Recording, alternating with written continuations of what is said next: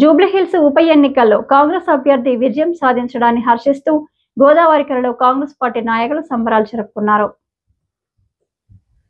పట్టణ కాంగ్రెస్ అధ్యక్షుడు తిప్పారపు శ్రీనివాస్ ఆధ్వర్యంలో స్థానిక మెయిన్ చౌరస్తా వద్ద జరిగిన ఈ కార్యక్రమం సందర్భంగా బాణసంచా కాల్చి స్వీట్లు పంపిణీ చేశారు.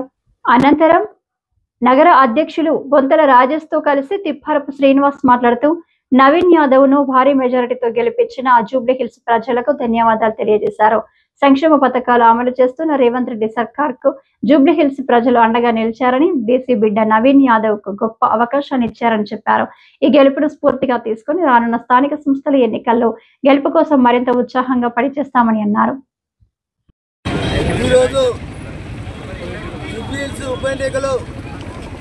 కాంగ్రెస్ పార్టీ అభ్యర్థి విజయం సాధించినందుకు ప్రత్యేక ధన్యవాదాలు అతనికి. మరి ఏదైతే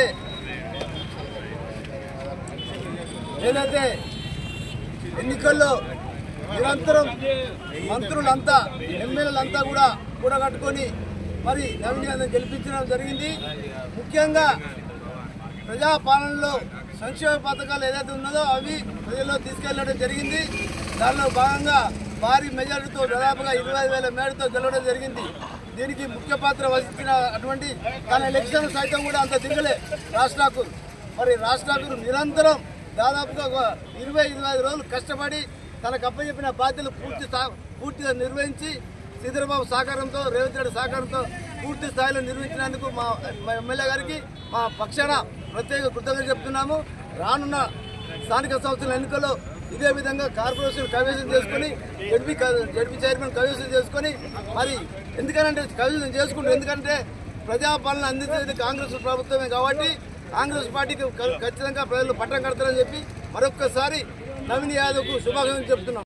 జూబ్లీహిల్స్లో జరిగిన ఉప ఎన్నికల్లో మరి భారీ విజయంతో ఘన విజయం సాధించినటువంటి నవీన్ యాదవ్ గారికి కాంగ్రెస్ పార్టీ కార్యకర్తల పక్షాన, తర్వాత కాంగ్రెస్ పార్టీ నాయకులు, ప్రజల పక్షాన, అందరి పక్షాన మరి వారికి కృతజ్ఞత తెలియజేస్తా ఉన్నాం, అభినందనలు తెలియజేస్తా ఉన్నాం.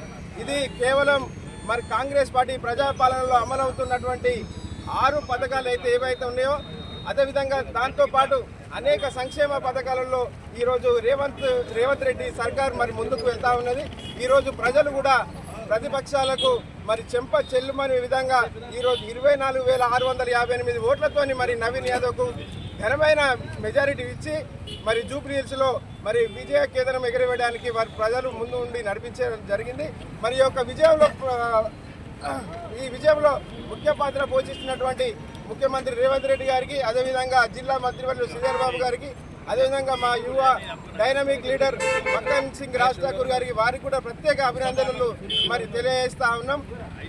రాబోయే రోజుల్లో కూడా దీన్ని ఆదర్శంగా తీసుకొని కాంగ్రెస్ పార్టీ కార్యకర్తలు రేపొద్దున జరిగేటటువంటి స్థానిక సంస్థల ఎన్నికల్లో విజయడంకా మోగించేందుకు ప్రతి ఒక్క కార్యకర్త కూడా సైనికుల్లాగా ముందుండి పనిచేస్తారని తెలియజేస్తూ